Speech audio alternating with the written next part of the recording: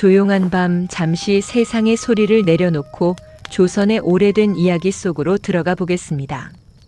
오늘 들려드릴 이야기는 억울하게 죽은 한 며느리와 그 며느리가 남기고 간 붉은 신발에 대한 이야기입니다.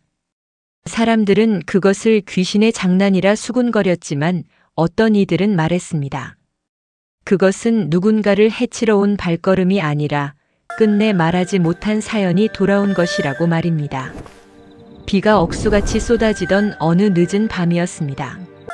한양에서 멀지 않은 작은 고을, 오래된 기와집 대문 앞에 한 켤레의 붉은 신발이 가지런히 놓여 있었습니다.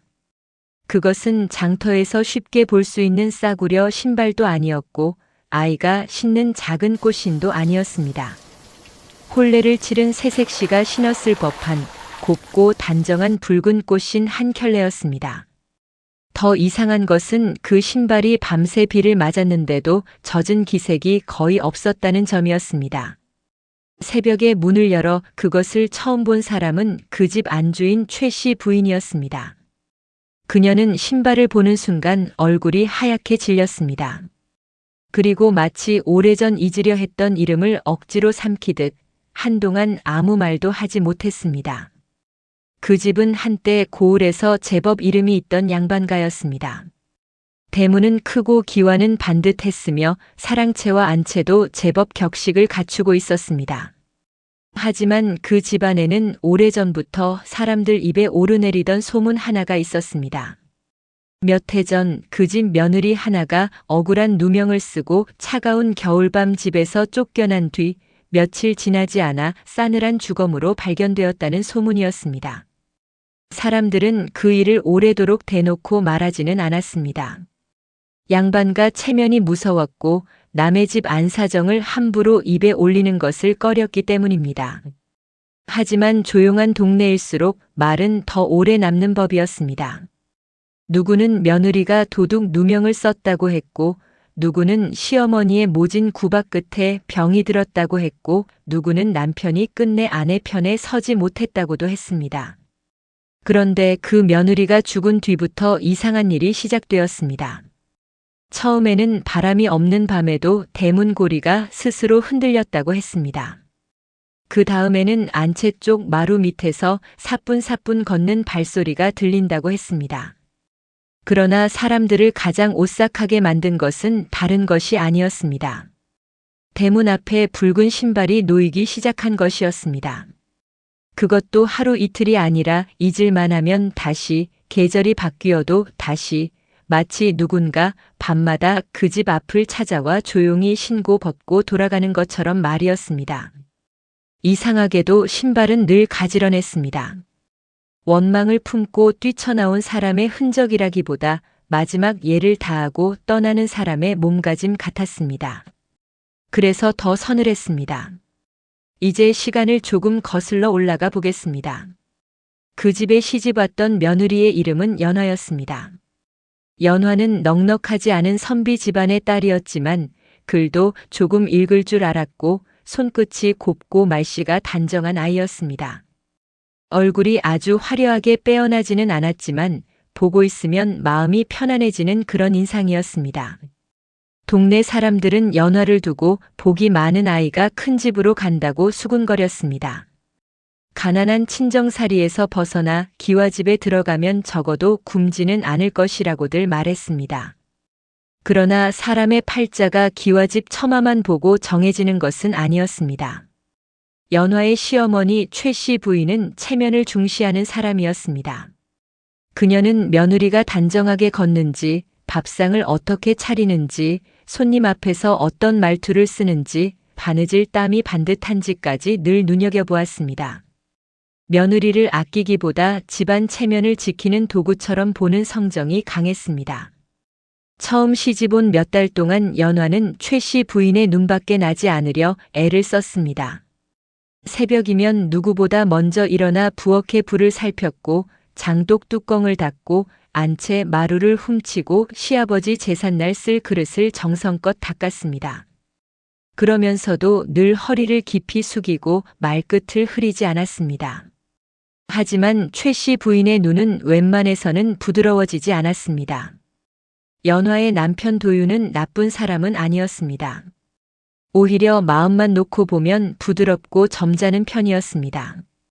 그러나 문제는 그 부드러움이 너무 약하다는 데 있었습니다. 그는 어머니 앞에서 언제나 한 걸음 물러서는 사람이었습니다.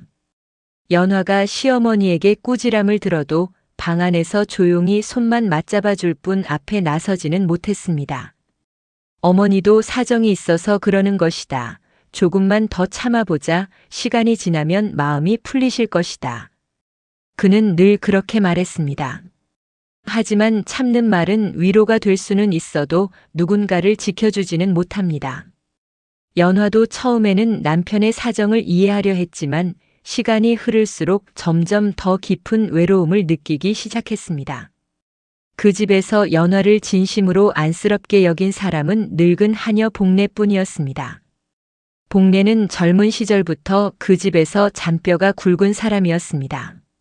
사람 얼굴만 봐도 속을 짐작할 줄 알았고 큰 소리 대신 작은 한숨 속에 더 많은 뜻이 숨어 있다는 것도 아는 사람이었습니다.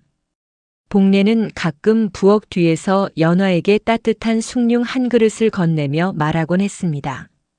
아가, 너무 모든 것을 혼자 삼키지 마라. 사람이 울어야 할 때 울지 못하면 그 눈물이 나중엔 병이 되는 법이다.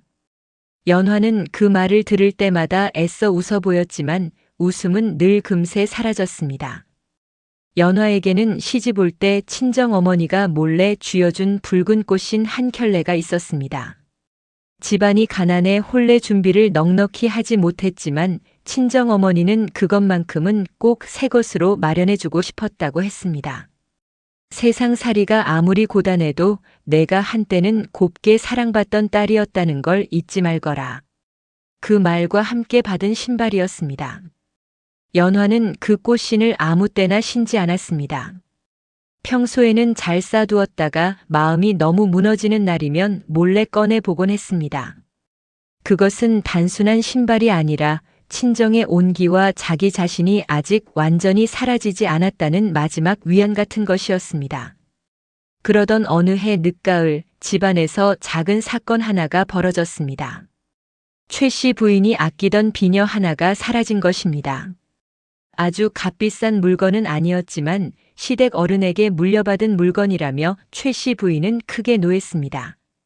안채의 상자를 뒤지고 부엌 찬장을 뒤지고 하녀들의 보퉁이까지 하나하나 뒤졌습니다. 그날 집안 공기는 칼날처럼 날카로웠습니다. 복례는 아무 말 없이 사람들의 표정을 살폈고 도윤은 불안한 얼굴로 사랑채와 안채 사이를 서성거렸습니다. 그리고 최 씨 부인의 시선은 결국 가장 약한 사람에게로 향했습니다. 바로 연화였습니다. 최 씨 부인은 연화가 방 안에 들어오자마자 차가운 목소리로 물었습니다. 며느리, 내가 마지막으로 내 상자를 정리했지. 연화는 놀라 고개를 들었습니다. 예, 어머님. 하지만 저는 비녀를 본 적도 없습니다. 최 씨 부인의 눈빛은 더 차가워졌습니다. 본 적이 없는데 어찌 그리 빨리 말하느냐. 찔리는 것이 있으니 먼저 부인하는 것 아니냐. 연화는 당황해 손을 모았습니다. 정말로 모릅니다. 저는 그런 물건에 손댄 적이 없습니다. 그러나 한번 의심을 품은 사람의 귀는 해명을 듣지 못합니다. 최 씨 부인은 하녀들 앞에서 연화를 몰아세웠고 안채 공기는 순식간에 숨막히는 신문 자리가 되어버렸습니다. 도윤도 그 자리에 있었습니다. 연화는 남편을 한번 바라보았습니다. 지금이라도 자신이 그런 사람이 아니라고 적어도 차분히 더 알아보자고 말해주기를 바랐습니다. 그러나 도윤은 입술만 달싹일 뿐 끝내 큰 목소리를 내지 못했습니다. 어머니, 연화가 그런 짓을 할 리는 없습니다. 겨우 그 한마디가 전부였습니다. 최 씨 부인은 차갑게 받아쳤습니다. 그럼 누가 했다는 말이냐? 집안 물건이 안채에서 사라졌는데 식구 아니면 누가 가져가겠느냐? 그 말에 방 안의 시선이 모두 연화에게 꽂혔습니다. 연화는 억울함보다 먼저 깊은 외로움을 느꼈습니다. 믿어줄 사람이 아무도 없는 자리에 혼자 서 있다는 사실이 사람을 얼마나 차갑게 만드는지 그날 그녀는 처음으로 뼈저리게 느꼈습니다. 그날 밤 연화는 방 안에 홀로 앉아 친정에서 가져온 붉은 꽃신을 조용히 꺼내 보았습니다. 창호지 밖으로는 찬바람이 스며들고 있었고 마당 어딘가에서는 대문고리가 작은 소리를 내며 흔들리고 있었습니다. 연화는 꽃신을 쓰다듬으며 아주 낮은 목소리로 혼잣말을 했습니다. 제가 정말 아무 말도 못하고 사라져버리면 이 억울한 마음은 어디로 가야 할까요? 그리고 바로 그 순간이었습니다. 안채 바깥에서 누군가 아주 천천히 또렷하게 걸어오는 발소리가 들렸습니다. 사뿐, 사뿐, 젖은 마루를 밟는 듯한 소리였습니다. 연화는 숨을 죽인 채 문 쪽을 바라보았습니다. 그 발소리는 분명 혼자였습니다. 그런데 이상하게도 마치 먼 훗날 어떤 일이 미리 시작되는 것처럼 그 소리는 붉은 꽃신 한 켤레가 대문 앞에 놓이는 밤의 첫 예고처럼 들렸습니다. 다음 날 아침 집안의 공기는 더욱 차가워져 있었습니다. 사라진 비녀는 여전히 찾지 못했고 최 씨 부인의 의심은 이미 연화에게 굳어져 있었습니다. 연화가 부엌으로 들어서면 하녀들의 말소리가 뚝 끊겼고 마당을 지나가면 누군가 뒤에서 낮게 수군거렸습니다. 연화는 아무 말 없이 물동이를 들고 아침상을 차리고 장독대 앞을 쓸었습니다. 하지만 손끝은 자꾸 떨렸습니다. 억울한 사람에게 가장 힘든 것은 누명을 쓴 순간보다 그 누명이 점점 사실처럼 굳어져 가는 시간을 견디는 일이었습니다. 최 씨 부인은 일부러 사람들 앞에서 말했습니다. 집안에 들인 사람 하나가 마음을 어지럽히니 대문 안공기까지 흐려지는구나. 그 말은 연화를 향한 것이었습니다. 연화는 고개를 숙였지만 가슴 안에서는 말하지 못한 울음이 조용히 쌓여갔습니다. 그날 밤 도윤은 연화의 방을 찾아왔습니다. 그는 문 앞에서 한참을 망설이다가 조용히 들어섰습니다. 연화는 앉은 채 붉은 꽃신을 보자기에 싸고 있었습니다. 도윤은 낮은 목소리로 말했습니다. 내가 어머니께 다시 말씀드려 보겠소. 연화는 그를 바라보았습니다. 다시 말씀드린다는 말은 이미 여러 번 들었습니다. 그러나 그 말 뒤에 달라진 것은 없었습니다. 연화는 조심스럽게 물었습니다. 서방님은 제가 그 비녀를 훔쳤다고 생각하십니까? 도윤은 급히 고개를 저었습니다. 아니요. 나는 그리 생각하지 않소. 그렇다면 어찌하여 제 앞에서는 믿는다 하시고 어머님 앞에서는 침묵하십니까? 도윤은 대답하지 못했습니다. 그 침묵은 연화에게 두 번째 누명처럼 느껴졌습니다. 믿음이 마음속에만 있고 말이 되지 못하면 억울한 사람을 지켜주지 못한다는 것을 그녀는 그날 알았습니다. 복례는 연화가 점점 말수가 줄어드는 것을 보며 마음이 아팠습니다. 어느 날 새벽 복례는 부엌 뒤에서 연화에게 따뜻한 숭늉을 건넸습니다. 아가, 몸이 너무 차다. 이렇게 버티다가는 내가 먼저 무너진다. 연화는 숭늉 그릇을 두 손으로 감싸 쥐었습니다. 따뜻한 김이 얼굴에 닿자 그제야 눈물이 조금 고였습니다. 저는 훔치지 않았습니다. 정말로 손댄 적이 없습니다. 복례는 고개를 끄덕였습니다. 안다. 내 눈이 그런 눈이 아니다. 그러나 이 집에서는 눈보다 목소리가 큰 사람이 이기는 법이니 나는 그게 무섭다. 연화는 작게 웃었습니다. 웃음이라기보다 울음을 눌러 삼키는 소리였습니다. 복례는 주위를 살피고 낮게 말했습니다. 혹시라도 무슨 일이 생기면 내 꽃씨는 꼭 챙겨라. 친정에서 온 것은 내가 이 집 사람이기 전에 너 자신이었다는 증거다. 그 말에 연화는 붉은 꽃신을 떠올렸습니다. 며칠 뒤 복례는 이상한 장면을 보았습니다. 최 씨 부인의 조카딸이 안채 뒷뜰에서 급히 무언가를 옷소매 안으로 숨기는 모습이었습니다. 그 아이는 며칠 전부터 집안에 머물고 있었고 최 씨 부인의 총애를 받는 친정 조카였습니다. 복례는 수상히 여겼지만 섣불리 말하지 못했습니다. 상대는 안주인의 혈육이었고 자신은 늙은 하녀에 불과했습니다. 그러나 그날 저녁 복례는 뒤뜰 장작더미 사이에서 반짝이는 물건 하나를 보았습니다. 그것은 최 씨 부인이 찾던 비녀와 닮아 있었습니다. 복례의 가슴이 철렁했습니다. 비녀가 정말 그곳에 있었다면 연화의 누명은 처음부터 잘못된 것이었습니다. 복례는 그것을 집어들려다 손을 멈추었습니다. 누군가 일부러 숨겨놓은 것이라면 지금 자신이 건드리는 순간 모든 일이 더 꼬일 수 있었습니다. 그녀는 밤이 되면 도윤에게 조용히 알리기로 마음먹었습니다. 하지만 복례가 다시 뒤뜰로 갔을 때 비녀는 사라지고 없었습니다. 장작더미 사이에는 잔가지와 흙먼지만 남아 있었습니다. 복례는 한동안 그 자리에 서 있었습니다. 누군가 자신보다 먼저 그 물건을 치운 것이 분명했습니다. 그날 밤 최 씨 부인은 더욱 엄한 얼굴로 집안 사람들을 불러 모았습니다. 나는 이제 더는 이 일을 덮어둘 수 없다. 집안 물건에 손을 댄 사람이 끝까지 입을 다무는 것은 집안 어른을 업신여기는 일이다. 그녀의 시선은 다시 연화에게 향했습니다. 연화는 떨리는 목소리로 말했습니다. 어머님, 저는 정말 아닙니다. 최 씨 부인은 차갑게 대답했습니다. 내가 아니라면 증거를 가져오너라. 연화는 말을 잃었습니다.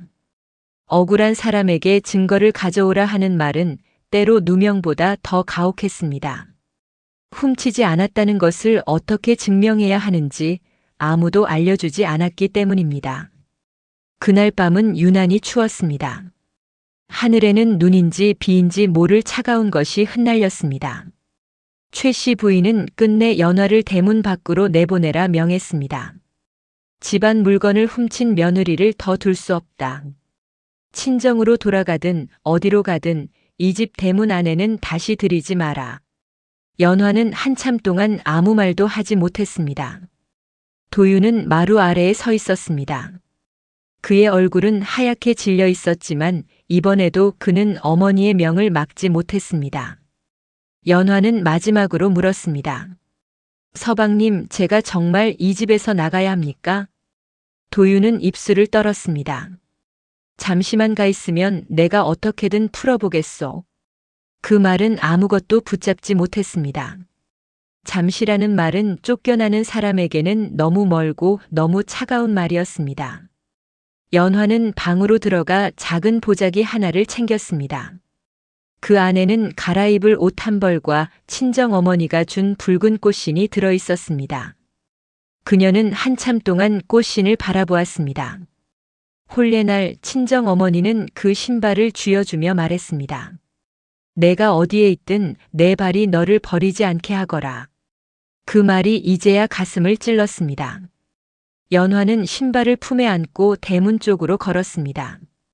최 씨 부인은 끝까지 그녀를 보지 않았고 하녀들은 숨죽여 서 있었습니다. 복례만이 뒤에서 눈물을 흘렸습니다. 대문이 열렸고 찬바람이 안으로 밀려 들어왔습니다. 연화는 문턱을 넘기 전 잠시 멈추었습니다. 그리고 조용히 말했습니다. 제가 훔치지 않았다는 것을 언젠가는 이 집도 알게 될 것입니다. 그러나 그 말은 바람 속으로 흩어졌습니다. 연화는 붉은 꽃신을 품에 안은 채 어두운 길을 걸었습니다. 발에는 낡은 집신이 신겨져 있었습니다. 혼례 때 받은 꽃신은 차마 지늘길에 신을 수 없었습니다. 눈비가 뺨을 때렸고 치맛자락은 금세 젖었습니다. 친정까지 가기에는 길이 멀었고 밤은 너무 깊었습니다. 그녀는 마을 끝 느티나무 아래에서 잠시 몸을 기대었습니다. 몸은 떨렸고 숨은 점점 가빠졌습니다. 며칠 동안 제대로 먹지도 못한 데다 억울함과 수치심이 몸을 더 약하게 만든 탓이었습니다. 연화는 품속의 꽃신을 꺼내 무릎 위에 올려놓았습니다. 붉은 빛이 어둠 속에서도 희미하게 보였습니다. 그녀는 그 신발을 보며 낮게 말했습니다. 어머니, 저는 정말 아무것도 훔치지 않았습니다. 그 말은 하늘에도 땅에도 누구에게도 닿지 못한 듯 했습니다. 새벽이 가까워질 무렵 연화는 다시 일어나려 했습니다. 그러나 다리에 힘이 들어가지 않았습니다. 그녀는 가까운 빈초가 처마 아래로 몸을 옮겼습니다. 그곳은 오래전부터 사람이 살지 않는 집이었습니다. 바람이 문틈을 지나며 낮은 소리를 냈고 마른 풀잎이 바닥을 스쳤습니다. 연화는 보자기를 꼭 안고 몸을 웅크렸습니다. 무서움보다 더 큰 것은 억울함이었습니다. 자신이 하지 않은 일 때문에 집에서 쫓겨났고 자신을 믿는다는 남편은 끝내 자신을 데리고 들어오지 못했습니다. 연화는 마지막 힘으로 붉은 꽃신을 꺼내 자기 앞에 가지런히 놓았습니다. 마치 누군가에게 마지막으로 보여주고 싶은 증거처럼 말입니다. 그리고 아주 낮은 목소리로 중얼거렸습니다. 제가 돌아가지 못하면 이 신발이라도 돌아가게 해주세요. 제 억울한 마음을 알아달라고 말 한마디만 전하게 해주세요. 연화가 집을 나간 지 이틀째 되는 날, 마을에는 좋지 않은 소식이 돌았습니다. 마을 끝 빈 초가에서 젊은 여인이 숨진 채 발견되었다는 말이었습니다. 복례는 그 소식을 듣자 그 자리에 주저앉았습니다. 도윤은 미친 사람처럼 뛰쳐나갔고 최 씨 부인은 한동안 말을 잃었습니다.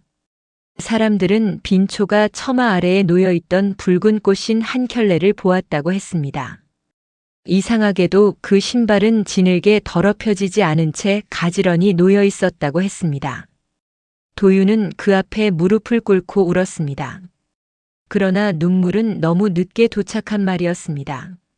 살아있는 사람에게 해야 했던 믿음의 말, 지켜주겠다는 말, 함께 돌아가자는 말을 그는 끝내 제때 하지 못했습니다. 연화의 장례는 조용히 치러졌습니다.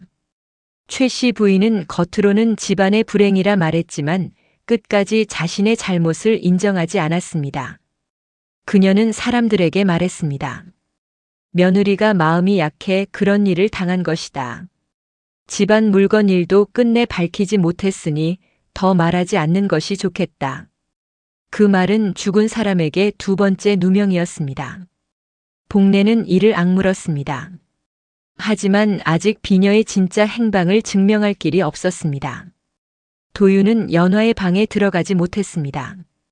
방 안에는 연화가 쓰던 작은 반짓고리와 비어있는 옷걸이, 그리고 꽃신을 싸두었던 붉은 천 조각만 남아 있었습니다. 도윤은 그 천 조각을 손에 쥐고 오래 울었습니다. 그러나 그 울음은 누구에게도 위로가 되지 못했습니다. 집안은 다시 조용해졌지만 그것은 평화가 아니라 덮어둔 죄의 침묵이었습니다. 연화가 세상을 떠난 지 20하루가 되던 밤이었습니다. 바람도 비도 없는 밤이었는데 대문고리가 아주 작게 흔들렸습니다. 딸랑딸랑. 복례는 잠결에 그 소리를 듣고 몸을 일으켰습니다. 처음에는 바람이겠거니 생각했습니다. 그런데 곧이어 아주 가벼운 발소리가 들렸습니다. 사뿐 사뿐. 누군가 대문 밖 돌계단 위에 다가와 멈추는 소리였습니다. 복례는 등잔을 들고 조심스럽게 마당으로 나갔습니다. 대문을 여는 순간 그녀의 숨이 멎는 듯 했습니다. 대문 앞에는 붉은 꽃신 한 켤레가 가지런히 놓여 있었습니다. 그것은 연화가 품에 안고 나갔던 바로 그 신발과 너무도 닮아 있었습니다. 복례는 떨리는 목소리로 말했습니다. 아가, 내가 온 것이냐? 대답은 없었습니다. 다만 멀리 새벽 안개가 낮게 깔리고 신발의 붉은 빛만 조용히 남아 있었습니다. 복례는 차마 그 신발을 손으로 만지지 못했습니다. 그녀는 최 씨 부인을 깨워 대문 앞으로 데려왔습니다. 최 씨 부인은 처음에는 화를 냈습니다. 밤중에 무슨 소란이냐? 그러나 대문 앞에 놓인 붉은 꽃신을 보는 순간 그녀의 얼굴에서 피가 가셨습니다. 그 신발은 젖지도 더럽혀지지도 않았습니다. 마치 조금 전 누군가 벗어놓고 안으로 들어가기를 기다리는 듯 가지런했습니다. 도윤도 뒤늦게 달려나왔습니다. 그는 신발을 보자 그대로 얼어붙었습니다. 아무도 말하지 못했습니다. 그때 안채 깊은 곳에서 아주 낮은 소리가 들렸습니다. 그것은 울음인지 바람인지 혹은 오래 참은 한숨인지 알 수 없는 소리였습니다. 그리고 다음 날 밤 붉은 꽃씨는 다시 대문 앞에 놓였습니다. 그 다음 날도 또 그 다음 날도 말입니다. 마치 죽은 며느리의 말하지 못한 마음이 밤마다 같은 자리로 돌아오는 것처럼 보였습니다. 붉은 꽃씨는 그 뒤로도 계속 나타났습니다. 매일 밤은 아니었습니다. 그러나 집안 사람들이 조금씩 잊으려 할 때쯤이면 어김없이 대문 앞에 가지런히 놓여 있었습니다. 비가 오는 밤에도 젖지 않았고 눈이 내리는 밤에도 눈송이가 오래 앉지 않았습니다. 누가 가져다 놓는지 지켜보려고 하인들이 번갈아 대문을 지킨 적도 있었습니다. 하지만 이상하게도 잠깐 고개를 돌린 사이 또는 등잔불이 바람에 흔들린 찰나에 신발은 그 자리에 놓여 있었습니다. 그것은 사람을 놀라게 하려는 짓처럼 보이지 않았습니다. 오히려 누군가 조용히 찾아와 아직 끝나지 않은 말이 있다고 알려주는 듯 했습니다. 그래서 집안 사람들은 더 불안했습니다. 무서운 것은 소리치는 원한이 아니라 매번 같은 자리에 같은 모습으로 돌아오는 침묵이었습니다. 최 씨 부인은 처음에는 그 신발을 치우라 명했습니다. 하녀들이 떨리는 손으로 신발을 집어 대문 밖 먼 곳에 버렸지만 며칠 뒤면 다시 대문 앞에 놓여 있었습니다. 한 번은 불태우려 한 적도 있었습니다. 그러나 복례가 급히 막아섰습니다. 마님, 이것은 물건이 아니라 사연입니다. 사연을 태운다고 없어지지는 않습니다. 최 씨 부인은 노한 얼굴로 복례를 꾸짖었습니다. 늙은 것이 헛소리를 하는구나. 죽은 며느리 하나 때문에 집안이 흔들리게 둘 수 없다. 하지만 말과 달리 최 씨 부인의 얼굴은 점점 야위어 갔습니다. 밤이 되면 그녀는 문소리 하나에도 놀랐고 대문 쪽에서 발소리가 들리는 듯하면 숨을 죽였습니다. 그녀가 두려워한 것은 귀신이 아니었습니다. 자신이 끝내 마주하지 않은 진실이 밤마다 붉은 꽃신의 모습으로 돌아오는 것이었습니다. 도윤은 더 심하게 무너져 갔습니다. 그는 매일 밤 연화가 쓰던 방 앞에 앉았습니다. 방 안에는 이제 아무도 없었지만 도윤은 문을 열지 못했습니다. 살아있을 때 아내를 지키지 못한 사람이 죽은 뒤에야 방 앞을 지키는 모습은 스스로 보기에도 초라했습니다. 어느 밤 그는 대문 앞에 놓인 붉은 꽃신을 직접 안고 들어왔습니다. 그리고 연화의 방 앞에 내려놓았습니다. 연화야, 내가 늦었다. 너무 늦었다. 그는 그렇게 말하며 고개를 숙였습니다. 그러나 다음 날 새벽 꽃씨는 다시 대문 앞에 놓여 있었습니다. 마치 그 방 안에 들어가 쉬고 싶지 않다는 듯 아직 대문 밖에 남겨진 말이 있다는 듯 했습니다. 도윤은 그때 알았습니다.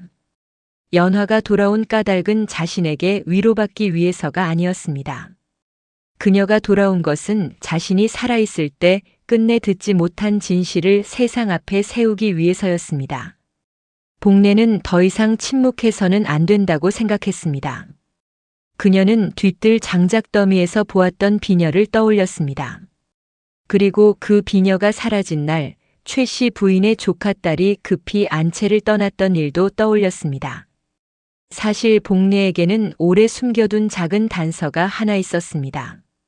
그날 장작더미 근처에서 주운 비단 끈 조각이었습니다. 비녀에 매달린 장식끈의 일부처럼 보였고 최 씨 부인의 조카딸이 차고 다니던 놀이개 색과도 닮아 있었습니다. 복례는 그것을 아무에게도 말하지 못했습니다.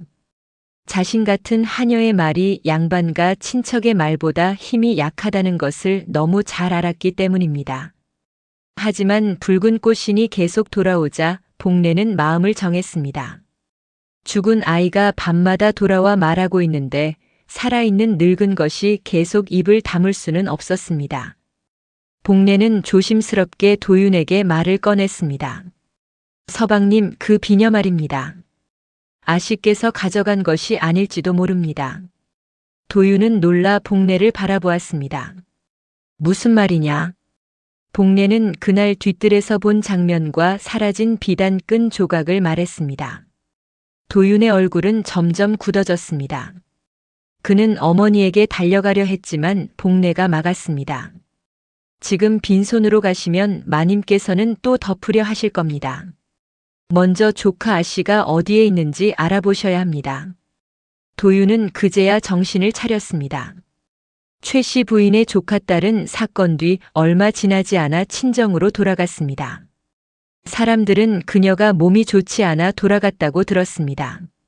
하지만 도윤은 이제 그 말이 이상하게 느껴졌습니다. 왜 하필 비녀가 사라진 뒤였을까요? 왜 복례가 단서를 본 날 밤 그 아이가 급히 집을 떠났을까요? 도윤은 며칠 뒤 조용히 길을 나섰습니다. 최 씨 부인에게는 일이 있어 장터에 간다고만 말했습니다. 복례는 그에게 비단 끈 조각을 건넸습니다. 서방님, 이번에는 늦지 마십시오. 살아있는 사람 앞에서도 죽은 사람 앞에서도 말입니다. 도윤은 그 말을 듣고 고개를 숙였습니다. 그는 최 씨 부인의 친정이 있는 마을로 향했습니다. 그곳에서 조카 딸을 만났을 때 그녀는 처음에는 아무것도 모른다고 했습니다. 그러나 도윤이 비단 끈 조각을 꺼내 보이자 얼굴빛이 달라졌습니다. 그녀는 손을 떨며 말했습니다. 저는 훔치려던 것이 아니었습니다. 잠시 빌려보고 싶었을 뿐입니다. 그러다 잃어버린 줄 알고 겁이 났습니다. 도윤은 숨을 삼켰습니다. 그럼 왜 말하지 않았느냐? 조카 딸은 울먹이며 대답했습니다. 고모님이 너무 무서웠습니다. 그리고 이미 새댁에게 의심이 가고 있었으니까요.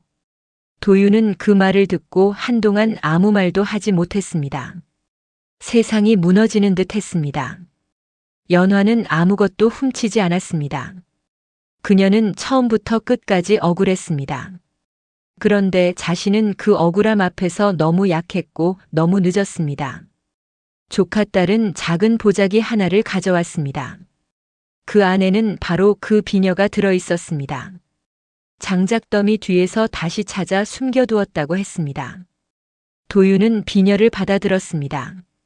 손바닥 위에 작은 물건이 그렇게 무겁게 느껴질 수 있다는 것을 그는 처음 알았습니다. 비녀 하나가 한 사람의 삶을 무너뜨렸고 침묵 하나가 한 사람의 죽음을 막지 못했습니다. 도윤은 그날 밤길을 걸어 돌아오며 여러 번 멈춰 섰습니다. 연화에게 미안하다는 말은 너무 작고 너무 늦고 너무 부끄러웠습니다. 도윤이 비녀를 들고 돌아온 그 밤 대문 앞에는 붉은 꽃신이 없었습니다. 이상하게도 그날은 바람도 잦고 달빛도 희미했습니다. 복례는 대문을 몇 번이나 열어보았지만 아무것도 보이지 않았습니다. 도윤은 그 침묵이 더 무거웠습니다. 마치 연화가 마지막 대답을 기다리는 듯 했습니다. 다음 날 아침 도윤은 어머니 최 씨 부인 앞에 비녀를 내려놓았습니다. 어머니, 이 비녀는 연화가 가져간 것이 아니었습니다. 최 씨 부인은 처음에는 믿지 않으려 했습니다. 그러나 비녀에 달린 끈이 끊어진 부분과 복례가 보관해둔 비단 끈 조각이 정확히 맞아떨어지는 것을 보자 그녀의 얼굴은 천천히 무너졌습니다. 방 안은 조용했습니다. 그 침묵 속에서 최 씨 부인은 처음으로 자신의 말이 사람 하나를 얼마나 깊이 몰아붙였는지 마주하게 되었습니다. 하지만 사람은 자신의 죄를 한순간에 인정하지 못할 때가 있습니다. 최 씨 부인은 떨리는 목소리로 말했습니다. 그래도 그 아이가 마음이 약하지 않았다면 그런 일은 없었을 것이다. 집안 어른에게 제대로 해명하지 못한 것도 그 아이의 탓이다. 복례는 그 말을 듣고 더는 참지 못했습니다. 마님, 해명할 기회를 주지 않으신 것은 마님이십니다. 믿어줄 사람 하나 없는 집에서 무슨 말이 힘이 있겠습니까? 최 씨 부인은 복례를 노려보았지만 예전처럼 꾸짖지는 못했습니다. 도윤도 고개를 들었습니다. 어머니, 이제 그만하셔야 합니다. 연화는 잘못이 없었습니다. 잘못은 어머니와 저에게 있습니다. 제가 아내를 지키지 못했고 어머니께서는 며느리를 믿지 않으셨습니다. 그 말이 끝나자 최 씨 부인의 손이 힘없이 내려앉았습니다. 오랫동안 지켜온 체면이 처음으로 금이 가기 시작했습니다. 도윤은 결국 사또에게 사실을 알리기로 했습니다. 죽은 사람의 누명을 집안 안에서만 풀어서는 안 된다고 생각했습니다. 연화가 살아있을 때 사람들 앞에서 의심받았으니 죽은 뒤에라도 사람들 앞에서 억울함이 풀려야 했습니다. 최 씨 부인은 처음에는 반대했습니다.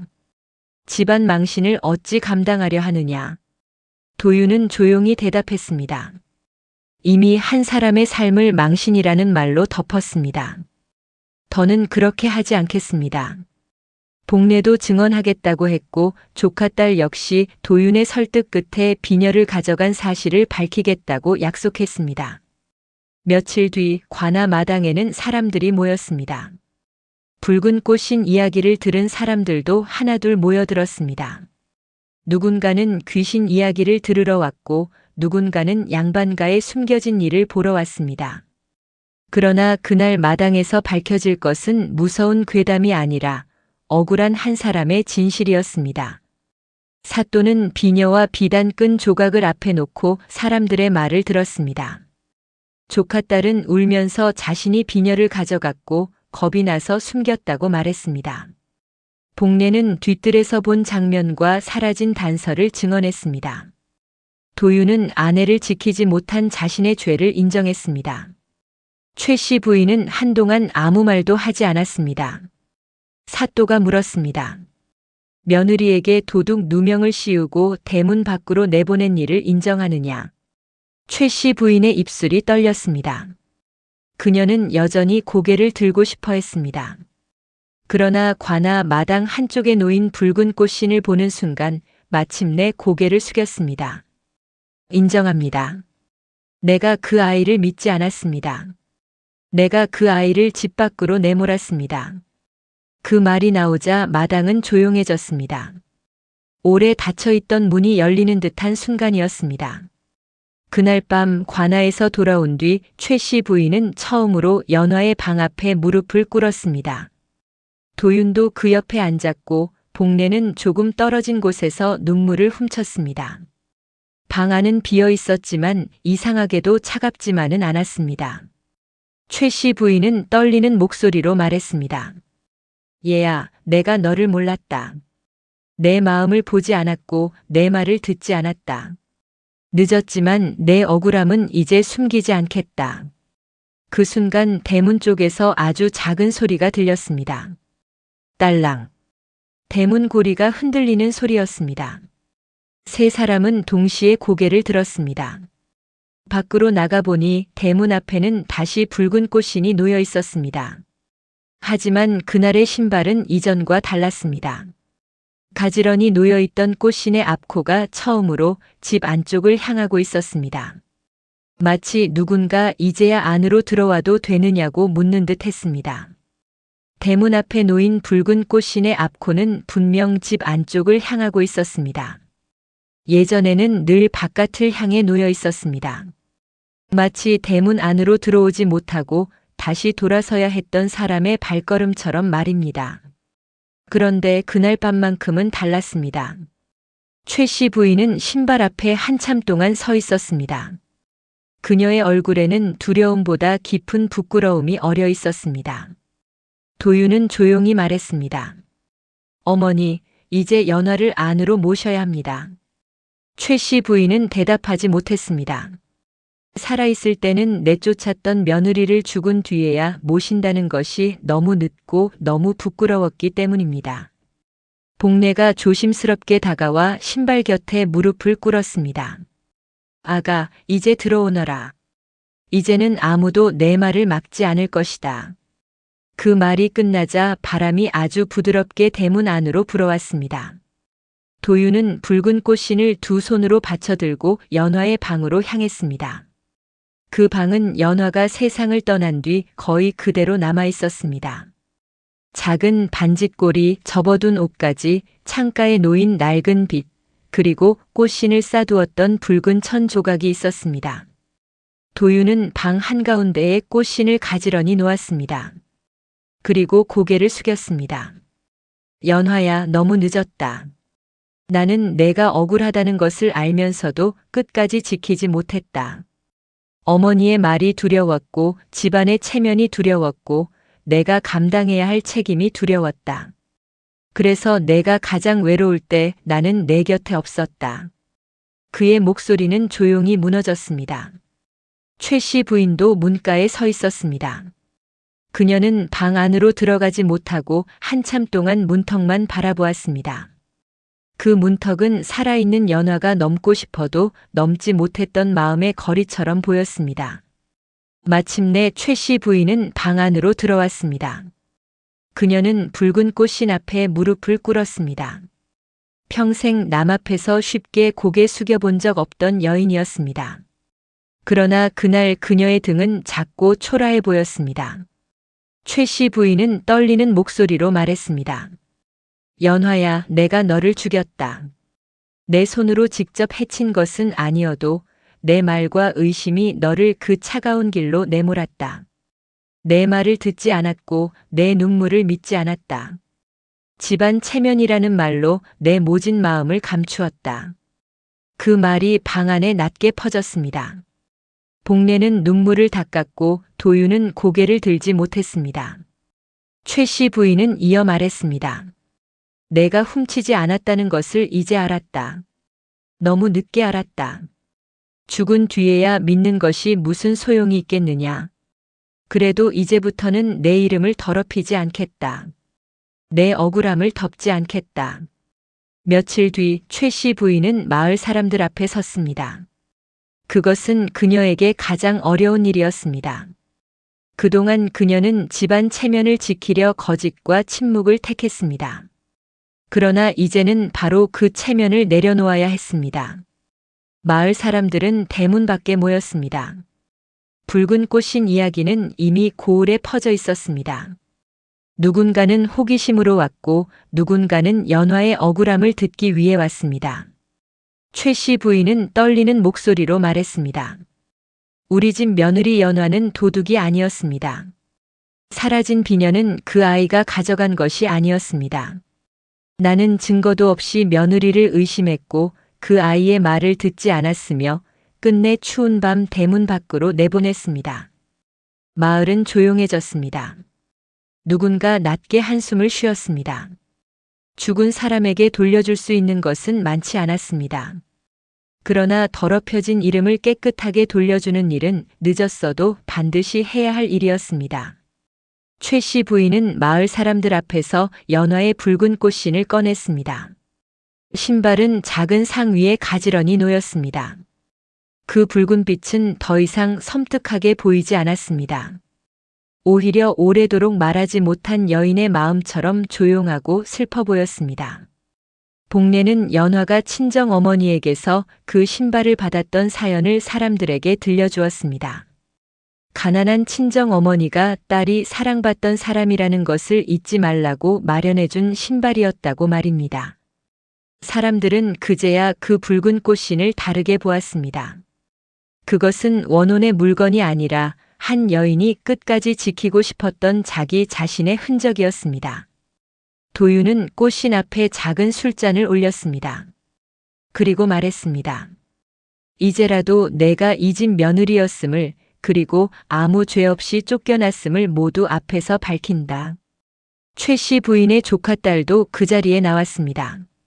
그녀는 얼굴을 들지 못했습니다. 비녀를 잠시 탐냈고 겁이 나서 숨겼으며 연화가 의심받는 동안에도 말하지 않았습니다. 그녀는 울면서 말했습니다. 제가 먼저 말했더라면 새댁은 쫓겨나지 않았을 것입니다. 제가 무서워서 침묵했습니다. 그 침묵이 사람을 죽일 줄 몰랐습니다. 사람들은 그녀를 꾸짖었습니다. 그러나 복례는 조용히 말했습니다. 죄를 묻는 것은 필요하지만 이 일을 한 아이 하나의 잘못으로만 덮어서는 안 됩니다. 믿지 않은 사람, 듣지 않은 사람, 막지 않은 사람 모두가 이 일에 다했습니다. 그 말에 마을 사람들은 고개를 숙였습니다. 야담 속 억울함은 늘 한 사람의 악의에서만 생기지 않습니다. 때로는 많은 사람의 침묵이 모여 한 사람의 삶을 밀어냅니다. 도윤은 연화의 친정으로 직접 찾아갔습니다. 그는 장인과 장모 앞에 무릎을 꿇었습니다. 장모는 처음에 그를 보자 말도 하지 못했습니다. 딸을 곱게 시집 보냈던 어머니에게 사위의 사과는 너무 늦은 것이었습니다. 도윤은 머리를 숙인 채 말했습니다. 제가 연화를 지키지 못했습니다. 연화는 아무 죄가 없었습니다. 저희 집이 그 아이에게 도둑 누명을 씌웠고 저는 그 자리에서 아내 편에 서지 못했습니다. 장모는 한참 뒤에야 울음을 터뜨렸습니다. 내 딸이 얼마나 무서웠겠느냐. 얼마나 억울했겠느냐. 그 말에 도윤은 아무 대답도 하지 못했습니다. 그는 다만 붉은 꽃신의 사연을 다시 전하고 연화의 이름을 바로잡겠다고 약속했습니다. 그 약속은 연화를 되살릴 수는 없었지만 적어도 그녀의 죽음을 거짓 속에 묻어두지는 않겠다는 다짐이었습니다. 그해 겨울이 지나고 봄이 오기 전 최 씨 집안은 연화를 위한 작은 제사를 지냈습니다. 큰 제사는 아니었습니다. 그러나 처음으로 진심이 담긴 자리였습니다.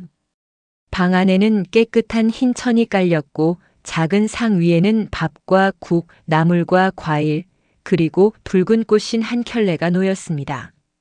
최 씨 부인은 상 앞에 앉아 오래도록 고개를 숙였습니다. 복례는 조용히 향을 피웠고 도윤은 연화의 이름을 또렷하게 불렀습니다.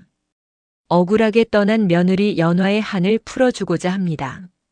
그 말을 하는 순간 방 안의 공기가 아주 조금 따뜻해진 듯 했습니다. 누구도 이상한 소리를 듣지는 못했습니다. 누구도 흰 그림자를 보지는 못했습니다. 다만 모두가 느꼈습니다. 오래 닫혀있던 마음의 문이 아주 조금 열린 듯 하다는 것을 말입니다. 제사가 끝난 그날 밤 복례는 잠을 이루지 못했습니다.